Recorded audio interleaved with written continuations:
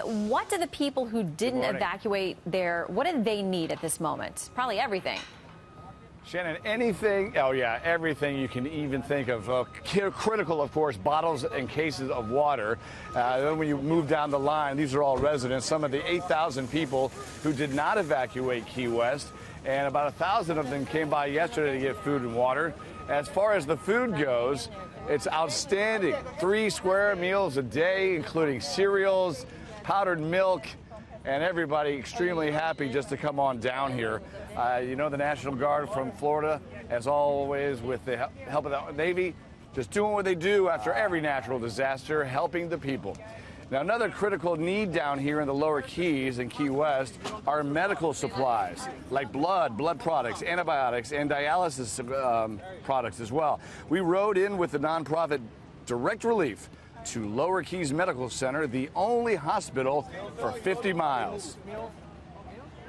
They said they were desperate for antibiotics. There's a lot of just cuts and scrapes and things from debris and people, nails, and we have tetanus and things. So this is good for about 200 patients for 72 hours. So this keeps them good, and then we can resupply as needed. Inside these white boxes, that's your three square meals a day of food. One box gets you 1 day of replenishment and food, and that'll keep you happy. Good news for the Keys, for specifically Key West. The Publix grocery store has been closed ever since the hurricane slammed into the lower Keys on Sunday morning. It is now reopening in about 45 minutes. There's about 24 people already standing outside in line waiting for those doors to open so they can get even more than just what the National Guard is providing, Shannon. Yeah, and Publix is a Florida-based outlet there. I know they want to do everything they can to try to get supplies back to everybody who was in the path of that storm. I know you yesterday, I think it was, drove through the lower Keys. We heard one description of it as being as if a nuclear bomb went off. What did you see? Yeah, that was from the Monroe County Sheriff, whom we interviewed yesterday. We went into several neighborhoods. We went directly to Cudjoe Key, where the eye of the storm slammed into Florida, making landfall.